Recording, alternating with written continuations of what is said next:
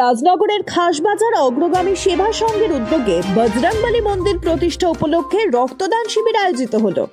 এই উপলক্ষে খাসবাজার গ্রামে একটি বর্ণাঢ্য শোভাযাত্রার মাধ্যমে অনুষ্ঠানের শুভ সূচনা হয়। এরপর মন্দিরের ফিতে কেটে এবং প্রদীপ প্রজ্বলন করে পূজার্চনা শুরু হয়। এই উপলক্ষে একটি স্বেচ্ছায় রক্তদান শিবির আয়োজিত হয় উদ্যোক্তাদের পক্ষ থেকে। প্রায় 40 জন রক্তদাতা এদিন রক্তদান করেন বলে জানা গিয়েছে। উপস্থিত ছিলেন সিউড়ি বিধানসভা কেন্দ্রের বিধায়ক বিকাশ রায় চৌধুরী, রাজনগর পঞ্চায়েত সমিতির পূর্ত কর্মাধ্যক্ষ সুকুমার সাধু, পঞ্চায়েত সমিতির সহ সভাপতি পরিমল সাহা, সমাজসেবী রানা প্রতাপ রায়, মোহাম্মদ শরীফ, শেখ নাজু, গফর খান, শেখ কাবুল, ক্লাব সভাপতি আদিত্য সাহা সহ অন্যান্যরা। রাজনগরের মুখে এই খাসবাজারে অগ্রগামী সেবা এটা পূর্ণ দিনে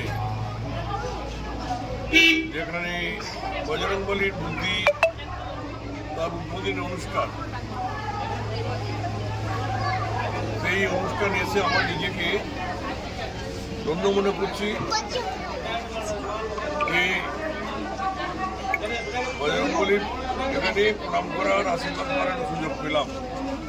জনসাধারণের উদ্যোগে একটা বজরংবলীর মন্দির উদ্বোধন এবং সেই উদ্বোধনে গ্রামের সমস্ত মারা, বোনরা, দিদিরা, ভাইরা সকলেই এবং দাদারা সকলেই এই অনুষ্ঠানে উপস্থিত হয়ে আজ প্রথমে আমাদের যে হিন্দু ধর্মের নিয়ম আছে 108টা কলস করে গ্রামযাত্রা করে এখনই ফিরল। এই অঞ্চলের মানুষের সম্প্রতি বজায় রাখার উদ্দেশ্যেই এটা বজরংবলীর মন্দির উৎপাদন করা হলো। ব্লাড ডোনেশন ক্যাম্প, তার সাথে সাথে ব্লাড ডোনেশন ক্যাম্প চলছে। এখানকার এরা খুব উদ্যোগী, সমস্ত কাজ এরা করে সমাজকে অঙ্গক তার একটা অঙ্গ হিসাবে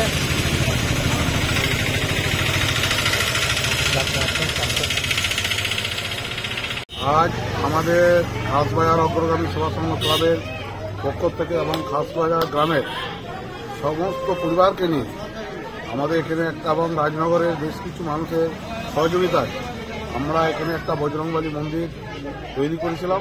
আজকে তার প্রতিষ্ঠাতা দিবস পালন করছি। আজকে আমাদের এখানে পুজো মাধ্যমে, কলস যাত্রার মাধ্যমে আমাদের আজকে পুজো শুরু হয়েছে। আমাদের তার সাথে সাথে আমাদের একটা ব্লাড ক্যাম্প প্রোগ্রামও চলছে এবং আজকে আমাদের মোটামুটি এখানে সারাদিন পুজো হবে। সন্ধ্যেবেলায় আমাদের এখানে প্রসাদের ব্যবস্থা করা হয়েছে, সমস্ত মানুষের জন্য প্রসাদের ব্যবস্থা থাকবে। তারপর আজ থেকে আমাদের এই মন্দিরটা চালু করা হবে। কতজন মানুষ রক্তদান করেছে? আমাদের কিন্তু আজ 40 জন মতো রক্ত দেবে।